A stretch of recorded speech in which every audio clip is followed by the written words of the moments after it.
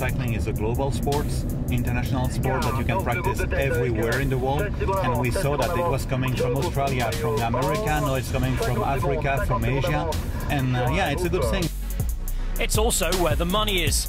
The Dubai Tour made more money than the start of the Giro d'Italia. Cycling in new frontiers hasn't been without issue though. The thing was you had to do a wide road, very steep downhill, and then the speed is so high if you have to brake that the tubes or the rims are heating up too much, and that was then really, in my opinion, lives are in danger.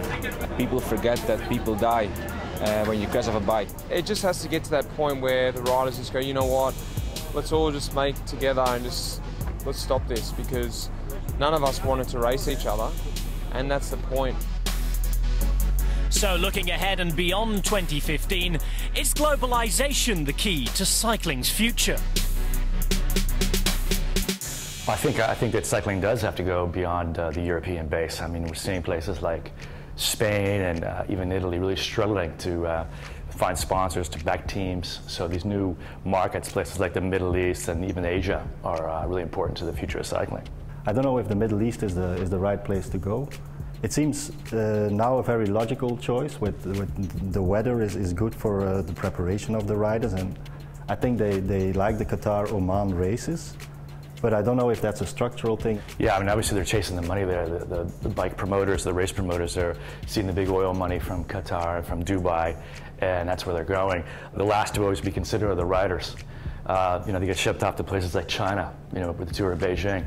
No one wanted to go to that race, but they were forced to go because the World Tour was there, and that's where the money was, and that's what it always comes down to in cycling, is the riders are almost always the last riders to be considered in that situation.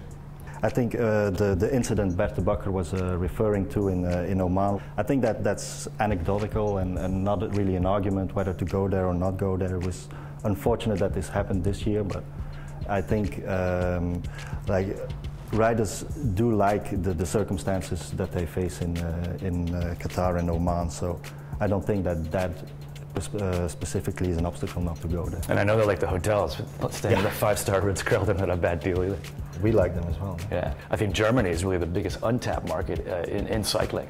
Getting Germany back into the real thrust of the peloton is really important, I think, for the future as well. I think, yeah, you're very right. There's some tryouts going on, like Norway. It seems a little bit artificial sometimes, I think.